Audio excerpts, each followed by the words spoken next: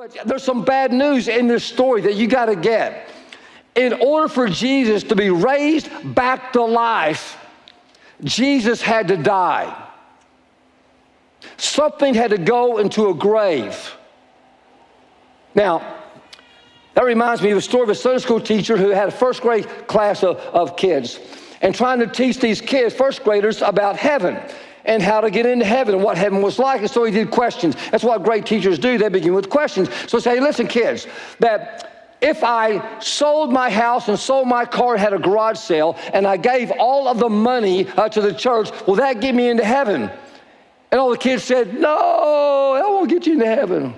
Well, what if I went to the church and I volunteered and I said, hey, listen, I'll mow the church property every week. I'll take out the trash. I'll help keep everything cleaned up. Will that get me into heaven? They said, no, that won't get you into heaven. He said, well, what if I gave candy to all the kids at church every week? And what if I was nice to all the animals, even cats? Would that get me into heaven? I think that would be good enough. On my part, I think that should be good enough. But that's not. They said, no, that's not good in heaven. And he said, well, tell me, what do I have to do to get into heaven? Dead silence. Finally, one kid said, you got to be dead.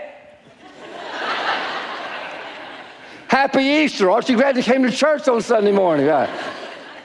Now, listen, I'm not trying to be a Debbie Downer or anything, but there's some truth in that statement. For Jesus to bring new life, for God to bring new life into your life, something has to die. You have to be dead to yourself,